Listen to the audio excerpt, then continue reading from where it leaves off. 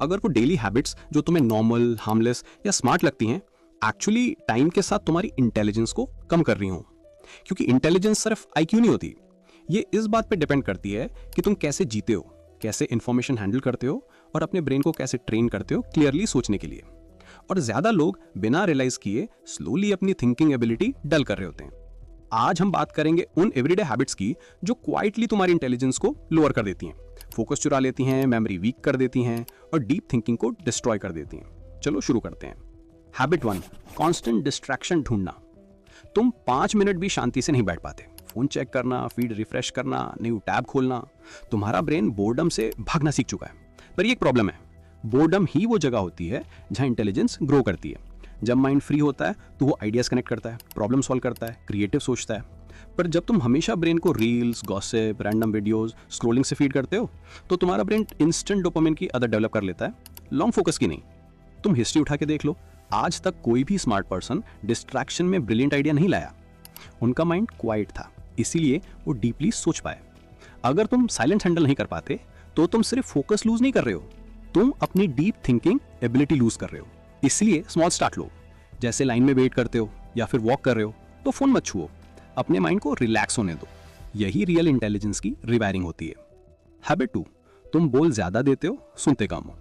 शायद तुम नोटिस भी नहीं करते, पर जब तुम दूसरों को इंटरप्ट करते हो, आगे करते हो सिर्फ जीतने के लिए, या एज्यूम कर लेते हो कि तुम ऑलरेडी सब जानते हो, तब तुम अपने ब्रेन को नई चीज सीखने से साफ मना कर देते हो।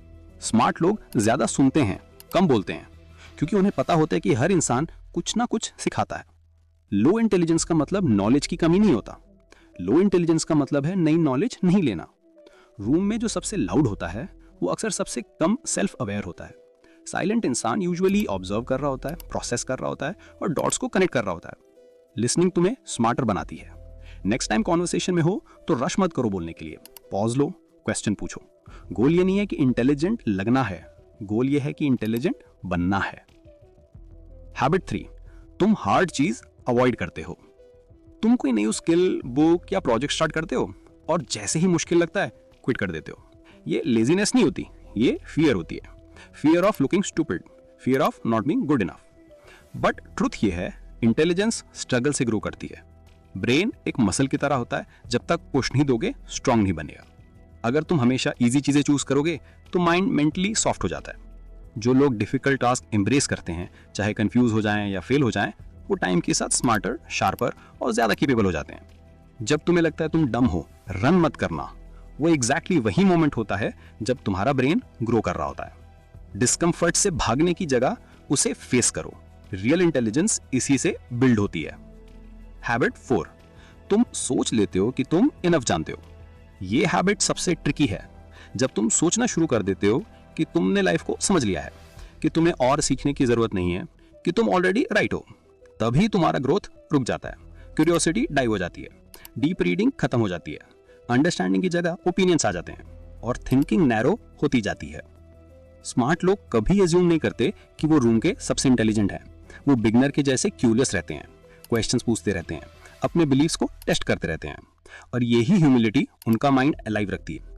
आस्क योरसेल्फ, लास्ट टाइम कब किसी इंपॉर्टेंट चीज पर तुमने अपना ओपिनियन चेंज किया था? अगर याद नहीं आ रहा तो शायद तुम राइट नहीं हो, शायद तुम ग्रो करना बंद कर चुके हो।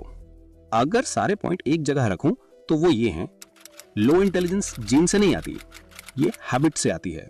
डिस्ट्रैक्शन किल्स फोकस, बोलना ज्यादा सुनना कम किल्स लर्निंग, हार्ड चीज अवॉइड करना kills growth, pride kills curiosity.